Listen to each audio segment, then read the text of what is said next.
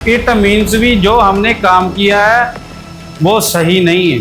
कभी भी हमने कोई भी काम करना है, कस्टमर को सेटिस्फैक्शन से पहले हमें अपने काम की सेटिस्फैक्शन होनी चाहिए। भी हमारे स्पीड मीटर में क्या दी जाएगी जी, डैशबोर्ड में, मतलब कि स्टीयरिंग के साथ साथ व्हील्स भी सीधे हो जाएंगे। हाँ, अगर वही कोड दोबारा आ रहा है। आज हम बात करेंगे जी इलेक्ट्रिकल स्टीयरिंग की। भी इलेक्ट्रिकल स्टीयरिंग क्या होता है, ये कैसे काम करता है। मैकेनिकल और हाइड्रोलिक स्टीयरिंग तो आपका हो गया, ठीक है जी, उसका प्रैक्टिकल भी हो गया और आपको समझ में भी आ गया। और आज हम करेंगे इलेक्ट्रिकल स्टीयरिंग के बारे में। ये उसकी डेफिनेशन है, दी ईपीएस स्टीयरिंग सिस्टम, ठीक है जी, इलेक्ट्रॉनिक पावर स्टीयरिंग। ईपीएस की फुल फॉर्म क्या है, इलेक्ट्रॉनिक पावर स्टीयरिंग या इलेक्ट्रिकल पावर स्टीयरिंग, हम कुछ भी बोल सकते हैं। The EPS steering system is electrical and mechanical mechanism. Electrical and mechanical mechanism, क्योंकि अगर स्टीयरिंग रैक में लगा हुआ है, ठीक है जी, मोटर रैक में लगी हुई है, तो that is mechanical plus electrical. अगर कॉलम में है तो उसका रैक एज ए मैकेनिकल होगा, सिंपल मैकेनिकल मैकेनिज्म पे हो। Which helps to change the vehicle direction right to left और लेफ्ट टू राइट। हम रोड पे जा रहे हैं, हमने गाड़ी को राइट से लेफ्ट करना है या लेफ्ट से राइट पे करना है। अगर मेरे पास स्टीयरिंग सिस्टम होगा तो ये चीज पॉसिबिलिटी है। स्टीयरिंग सिस्टम की हेल्प से स्टीयरिंग घुमाऊंगा तो स्टीयरिंग किसके साथ कनेक्ट है जी, व्हील के साथ कनेक्ट है, और व्हील के थ्रू डायरेक्शन ऑटोमेटिक चेंज हो जाएगी। लेकिन it is depend on me, ये हमारे ऊपर है भी हम स्टीयरिंग को राइट घुमाना चाहते हैं या लेफ्ट घुमाना चाहते हैं। ये इलेक्ट्रिकल स्टीयरिंग है। It helps to improve satisfaction level. जिस आदमी को पता है भी आगे टर्न आ रहा है, भी मैं वो टर्न इजीली ले सकता हूं, तो आदमी का सेटिस्फैक्शन लेवल बढ़ जाता है। जैसे आपकी गाड़ी है, आपकी गाड़ी में इलेक्ट्रिकल स्टीयरिंग है, आपको पता है भी हाँ जी मैं टर्न आसानी से ले सकता हूं, उसमें आपका सेटिस्फैक्शन लेवल क्या हो जाएगा जी, इम्प्रूव हो जाएगा। अभी हम करते हैं जी इसमें क्या क्या कंपोनेंट्स ऐड होती हैं। इलेक्ट्रिकल स्टीयरिंग में सबसे पहले स्टीयरिंग मोटर, उसके बाद एंगल सेंसर, फिर टॉर्क सेंसर और ईपीएस इलेक्ट्रिकल पावर मॉड्यूल, ठीक है जी। Electrical power steering, electrical power module भी, इसमें कोई भी मसला आता है, मतलब कोई भी प्रॉब्लम आ रही है इसमें, तो ईपीएस के थ्रू आपको पता चल जाएगा। हमारे स्पीड मीटर में क्या दी जाएगी जी, डैशबोर्ड में लाइट्स दी जाएंगी। अगर इसमें कोई भी कंपोनेंट्स खराब हो रहा है तो ये अपना क्या है जी, एंगल सेंसर। एंगल सेंसर की कौन से एंगल पे मुझे टर्न लेना है। अगर यही गाड़ी की स्पीड, जैसे हमने ये किया है, ठीक है जी, एंगल सेंसर बनाया, अभी इस पे कौन से एंगल पे मुझे टर्न लेना है। अगर यही एंगल पे, फॉर एग्जांपल मैं ये टर्न ले रहा हूँ, गाड़ी अभी 120 की स्पीड पे है, तो एंगल इसका डिफरेंट होगा। अगर यही टर्न पे गाड़ी की स्पीड ओनली 20 है तो उसका एंगल डिफरेंट होगा। According to speed, angle, torque different different लगे। मोटर को कैसे पता चलेगा, इलेक्ट्रिकल मोटर को भी मुझे कितनी स्पीड पे घूमना है, कितना ज़्यादा घूमना है, कितना कम घूमना है, ये सभी हम इलेक्ट्रिकल से कंट्रोल करेंगे। अगर हमारी कार में बैटरी प्रॉब्लम है तो भी ये वर्क नहीं करेगा, क्योंकि इसको पूरी सप्लाई मिलनी चाहिए, पूरी वोल्टेज मिलनी चाहिए। जितनी वोल्टेज पे ये काम कर रहे हैं उतनी वोल्टेज मिलनी चाहिए। जैसे आपने देखा होगा कि 12 वोल्ट गाड़ी है, ठीक है जी, ये 24 वोल्ट है। जो 6 व्हील है वो 24 वगैरह में आ जाते हैं, जो एक छोटे व्हीकल्स है वो 12 वाट में आ जाते हैं, ठीक है जी। तो ये उसके ऊपर डिपेंड करके सम टाइम क्या होता है, कस्टमर की प्रॉब्लम होती है जी कि सुबह सुबह स्टीयरिंग की लाइट आ जाती है भी जब मैं गाड़ी स्टार्ट करता हूँ मॉर्निंग टाइम गाड़ी स्टार्ट करता है, लेकिन वो ये नहीं बताएगा आपको भी उसकी बैटरी भी खराब है। आप देखोगे क्या मसला, आप उससे पूरी बात पूछोगे भी ऐसे क्यों लाइट आती है, आप कैसे गाड़ी स्टार्ट करते हो, क्या पहली सेल्फ में गाड़ी स्टार्ट हो जाती है, तो वो आपको बताएगा। अगर उसकी बैटरी लो है, जहाँ इलेक्ट्रिकल पावर उसको नहीं प्रॉपर मिल रही, तो भी ये लाइट आएगी। इसमें कंफ्यूज नहीं होना आपने। ये एंगल सेंसर क्या है, डिफरेंट एंगल हैं। फॉर एग्जांपल कि हम एक गाड़ी को पूरा राइट टर्न कर दिया, स्टीयरिंग को पूरा राइट टर्न कर दिया, अगर मैं उसमें 1.5 एक चक्कर ऐसा और आधा हो और 1.5 करता हूं तो स्टीयरिंग का व्हील सेंटर में आ जाएगा। ये ऐसा नहीं है हर एक गाड़ी में 1.5 करेंगे तो सेंटर में आ जाएगा, नहीं, किसी में इधर भी 2 हो सकता है, इधर भी 2 हो सकता है। टोटल कितने हो सकते हैं जी? 4। अभी ये 4 को पूरा लेफ्ट कर रहा हूं तो 4 चक्कर आएंगे, ठीक है जी। 4 टाइम मैं स्टीयरिंग व्हील को घुमाऊंगा। अभी इसको मैंने सेंटर में करना है, 1 2, तो वो सेंटर में हो जाएगा, मतलब कि स्टीयरिंग के साथ साथ व्हील्स भी सीधे हो जाएंगे। आजकल आपने देखा होगा कि हुंडई की गाड़ी में ये बहुत ज़्यादा प्रॉब्लम आ रही है एंगल सेंसर की। इसमें प्रॉब्लम क्या है कि दिक्कत क्या है कि जी स्टीयरिंग, चलती गाड़ी का स्टीयरिंग वाइब्रेशन करेगा। जब हम स्टीयरिंग छोड़ेंगे सडनली राइट चले जाएगा या सडनली लेफ्ट चले जाएगा। कस्टमर सोचता है कि गाड़ी की सस्पेंशन में प्रॉब्लम आ गई, अलाइनमेंट में प्रॉब्लम आ गई, लेकिन नहीं, ये इलेक्ट्रिकल है। इसकी हमें क्या करनी पड़ेगी जी? कैलिब्रेशन करनी पड़ेगी। कैलिब्रेशन क्यों करनी पड़ेगी? क्योंकि जो सेंसर है, जैसे बोल सकते हैं कि हमारा माइंड है, पहले सब कुछ कैच कर रहा है, बाद में वो कैच करना छोड़ दिया, थोड़ा डिसमेंटल हो गया, तो उस सिचुएशन में इसकी कैलिब्रेशन करनी पड़ेगी भी, उसको सारी यूनिट, सारी अमाउंट दोबारा बतानी पड़ेगी। तो वो जो स्टीयरिंग वाइब्रेशन हो रहा है, राइट जा रहा है, लेफ्ट जा रहा है, तो वो ऑटोमेटिकली ठीक हो जाएगा। लेकिन इसके लिए हमें ओबीडीज में स्कैनर लगाना पड़ेगा। स्कैनर से ये कैलिब्रेशन करनी पड़ेगी स्टीयरिंग की। स्टीयरिंग की कैलिब्रेशन करेंगे तो वो मसला आपका सही हो जाएगा। ये इसी में आता है, इलेक्ट्रिकल में ये प्रॉब्लम आती है। हाइड्रोलिक में क्या प्रॉब्लम है? लीकेज आ जाएगी ज़्यादा से ज़्यादा, ठीक है जी। हाइड्रोलिक पंप खराब हो जाएगा। अगर पंप भी खराब हो गया तो हम जब रेस देंगे, एक्सीलेटर देंगे, तो वो थोड़ा बहुत वर्क करेगा, तो उससे हमें पता चल जाएगा वीक है। लेकिन इसमें सम टाइम ऐसा होता है कि कभी कभी स्टीयरिंग हार्ड हो जाता है, कभी कभी स्टीयरिंग नॉर्मल घूमने लगता है, पावर हो जाता है। तो उस सिचुएशन में हम देखेंगे कि हमारी इलेक्ट्रिकल मोटर में, ये इलेक्ट्रिकल मोटर है, ठीक है जी, इसमें पावर आ रही है या नहीं आ रही।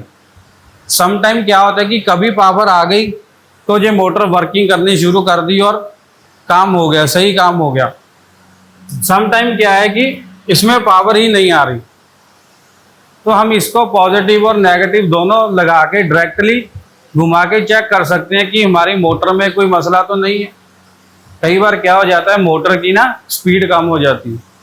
अगर मोटर की स्पीड भी कम हो गई तो वो जितनी स्पीड स्टीयरिंग को चाहिए उतनी नहीं देगा। उसमें क्या हो जाएगा, फॉर एग्जांपल अभी मैंने ये टेबल साइड पे करना है, इसको जितनी पावर चाहिए मैं नहीं लगा रहा तो ये साइड हो जाएगा? नहीं होगा। ऐसा ही मोटर है, अगर मोटर वीक हो गई तो वो जितनी पावर इसको चाहिए नहीं लगा रही तो वो आपको स्टीयरिंग की लाइट आएगी। ठीक है जी, यहाँ तक आपको समझ में आ गया सभी को?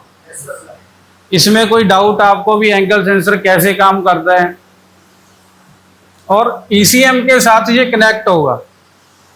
ये आपको बताया गया है भी ईसीएम क्या है जी? ब्रेन है गाड़ी का। जैसा हम अपने ब्रेन से पैर को, हाथ को कमांड देते हैं ना भी, अगर मुझे ये हाथ इधर से उठा के इधर लेके जाना है तो मेरे ब्रेन के थ्रू इधर कमांड जाएगी। ठीक है जी, वैसे ही ईसीएम के थ्रू ईपीएस को कमांड जाएगी, ईपीएस के थ्रू आगे कमांड जाएगी। ठीक है जी, इसमें ऐसा नहीं है अभी अगर कोई इलेक्ट्रिकल फॉल्ट आ गया सीधा ईसीएम में मसला आएगा, सीधा ईसीएम खराब होगा, ऐसा बिल्कुल नहीं है। इसमें अगर कोई फॉल्ट आता है तो सबसे पहले ईपीएस में, ईपीएस के बाद फ्यूज बॉक्स है, फ्यूज बॉक्स के बाद ईसीएम। ठीक है जी, यहां तक क्लियर हो गया सभी को। ये क्या है, टॉर्क सेंसर, भी कितनी टॉर्क लगानी है। जैसे अभी मैंने एग्जांपल दी भी, अगर मैं यहां से इसको उठा के इधर लेके आना है टेबल को, उसमें मुझे टॉर्क तो लगानी पड़ेगी ना। जब मैंने इसको थोड़ा चलाना है इसको तो टॉर्क ज़्यादा लगानी पड़ेगी, थोड़ा चल गया तो टॉर्क कम लगानी पड़ेगी। वैसा ही इसमें है, जब एक व्हीकल खड़ा है, खड़े व्हीकल पे हम राइट टर्न कर रहे हैं या लेफ्ट टर्न कर रहे हैं तो टॉर्क हमें थोड़ी ज़्यादा चाहिए और मोटर की स्पीड ज़्यादा चाहिए, टॉर्क भी ज़्यादा चाहिए। मोटर के साथ ये टॉर्क सेंसर लगा होगा जो मोटर की पावर को टॉर्क में कन्वर्ट करेगा, छोटे गियर से बड़े को कन्वर्ट करेगा। जैसे हम गियर बॉक्स में बात करते थे ना, भी छोटा गियर बड़े को चलाएगा तो उसमें स्पीड कम होगी, टॉर्क ज़्यादा होगी। वैसे ही इसमें छोटा गियर बड़े गियर को चला रहा है, उसमें टॉर्क ज़्यादा है, स्पीड कम है। ठीक है जी। और उसके बाद ये हम डायग्राम के थ्रू, ठीक है जी, हमने मैकेनिकल स्टीयरिंग किया हुआ है। मैकेनिकल स्टीयरिंग ये सारा रैक एज ए मैकेनिकल बना दिया, जिसमें हम बॉल जॉइंट लगा दिया, टायर रॉड लगा दी, स्टीयरिंग बूट लगा दिया, स्टीयरिंग रैक लगा दिया, डैम्पर बुश लगा दिया, रैक प्लस पिनियन लगा दिया। That is proper mechanical steering. इसमें और मैकेनिकल में कुछ आपको डिफरेंस देखने को मिला नहीं, लेकिन कॉलम में डिफरेंस है, क्योंकि इसमें मैंने मोटर टॉर्क सेंसर किस पे लगा दिया जी, कॉलम पे लगा दिया। एंगल सेंसर आपको टॉर्क सेंसर के साथ मिलेगा, अगर इधर नहीं है तो आपको स्टीयरिंग व्हील के नीचे मिलेगा।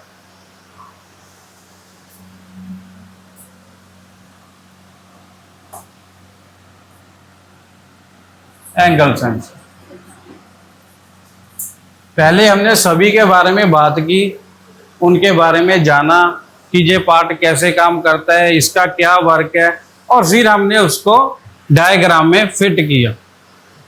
अभी इसमें अगर कोई प्रॉब्लम आ रही है, कोई मोटर में प्रॉब्लम आ रही है, इलेक्ट्रिकल मोटर में प्रॉब्लम आ गई, टॉर्क सेंसर में प्रॉब्लम आ गई, तो आप क्या ओपन करोगे, आप पूरा स्टीयरिंग ओपन करोगे with rack, only steering column, only steering column open करूंगा, बाहर निकाल के मैं देख सकता हूं भी इसमें क्या फॉल्ट है, मुझे रैक ओपन करने की जरूरत नहीं। अगर कोई मैकेनिकल प्रॉब्लम आ रही है, मैकेनिकल प्रॉब्लम जैसे कस्टमर आपको बोलेगा कि जब गाड़ी खड्डे वगैरह में जाती है तो ये साउंड आता है, हम उस टाइम चेक करेंगे भी वो रैक प्लस पिनियन का साउंड तो नहीं है। भी जब खड्डे में गाड़ी जाती है तो टायर रोड तो खराब नहीं है, बाल ज्वाइंट तो खराब नहीं है, ये क्या आ जाएगा, सस्पेंशन में आ जाएगा, सस्पेंशन में। और जो रैक प्लस पिनियन का साउंड है ये स्टीयरिंग में आ जाएगा। सम टाइम कुछ स्टीयरिंग ऐसी है जो रिपेयरेबल है, कुछ कई बार कंडीशन ऐसी आ जाती है कि हम उसको अगर रिपेयर करेंगे तो वो ज़्यादा टाइम नहीं चलेगा। कभी भी हमने कोई भी काम करना है, कस्टमर को सेटिस्फैक्शन से पहले हमें अपने काम की सेटिस्फैक्शन होनी चाहिए भी हाँ, अगर मैं ये स्टीयरिंग चेंज कर रहा हूँ, स्टीयरिंग रैक चेंज कर रहा हूँ, नया डाल रहा हूँ, तो मैं सेटिस्फाई हूँ भी, मैं उसको 6 महीने की गारंटी दे सकता हूँ, कोई प्रॉब्लम नहीं आएगी 6 महीने में। कस्टमर जब तक आप गारंटी नहीं देते आपके पास नहीं टिकेगा। उसको क्या चाहिए जी, पैसा वो आपको देगा लेकिन उसको बदले में गारंटी चाहिए, वो काम का जो आप कर रहे हो उसकी गारंटी चाहिए भी सर आपका स्टीयरिंग नया डाल दिया, इसमें 6 महीने 1 साल कुछ नहीं होगा, भूल जाओ इसको। ठीक है जी। तो कस्टमर फॉर एग्जांपल अभी कस्टमर ने 7500 लगा दिया, स्टीयरिंग रैक पूरा चेंज कर दिया, तो इसमें वो हम उसको 6 मंथ बोलेंगे, लेकिन वो 1 ईयर या 2 ईयर के लिए कोई टेंशन लेने की जरूरत नहीं है, उसको 1-2 साल आराम से निकल जाएंगे। अगर वही स्टीयरिंग मैं ओपन करूंगा, 2000 मेरी चार्जेस है, ठीक है जी, लेबर चार्जेस हैं, 2000 ओपन करके फिट करने के लिए, रिपेयर करूंगा 1500 उसका ले लूंगा, ठीक है जी। कितने में पड़ गया जी? 3500 में। लेकिन मैं उसको गारंटी नहीं दे सकता। अगर 3500 ज़्यादा लग रहा है, ठीक है जी, डबल पैसा लग रहा है, तो उसको गारंटी भी डबल मिल रही है। इसमें कस्टमर भी सेटिस्फाई होगा, आप खुद भी सेटिस्फाई होगा भी हमने काम अच्छा किया है। इसकी इलेक्ट्रिकल मोटर खराब होती है, ठीक है जी, टॉर्क सेंसर अगर हम ओपन करेंगे, ठीक है, उसको चेंज करेंगे तो ओबीडी स्कैनर लगा के हमें उसकी कैलिब्रेशन करनी पड़ेगी। क्योंकि अगर मैं अपने बॉडी का पार्ट कोई चेंज कर रहा हूं, मेरे माइंड को पता चलना चाहिए ये पार्ट चेंज हो गया, तो मैं उस हिसाब से पावर लगाऊंगा, ठीक है जी। वैसे ही ईसीएम को बताना पड़ता है कि हमने ये पार्ट चेंज किया है व्हीकल में से। ईपीएस मॉड्यूल भी चेंज करेंगे तो भी हम बाद में ओबीडी स्कैनर लगा के उसको रीसेट कर दें।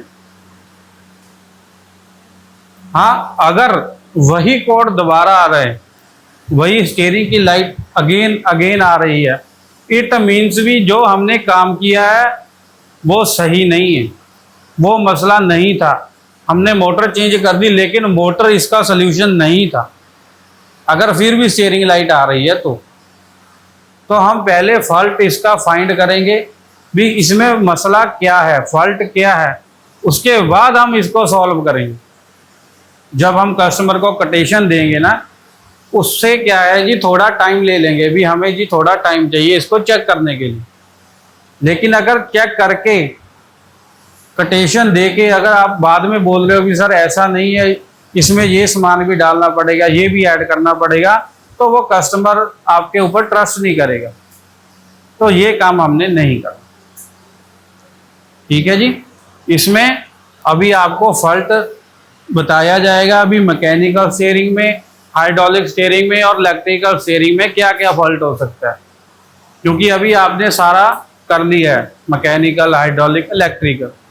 अभी आपको पता चल गया है भी हाइड्रोलिक में क्या ज़्यादा फॉल्ट आ सकते हैं, ठीक है जी, उसमें लीकेज के फॉल्ट आ सकते हैं ज़्यादा, क्योंकि दैट इज हाइड्रोलिक बेस, ठीक है जी, लिक्विड बेस है वो। इसमें आपको कहीं हाइड्रोलिक मिला, ओनली दिस इज इलेक्ट्रिकल, कहीं भी इसमें हाइड्रोलिक नहीं है, कहीं भी ग्रीसिंग नहीं है। जो एक बार रैक में कंपनी ने फिट कर दिया, हम नया लेके आए, जो कंपनी वालों ने फिट कर दिया, ग्रीस वगैरह लगा दी, वही चलेगी। इसमें सिर्फ किसका काम है जी? Electrical components. इसके बारे में पता चल गया आप सभी को? कोई डाउट इसमें? Okay, thank you so much.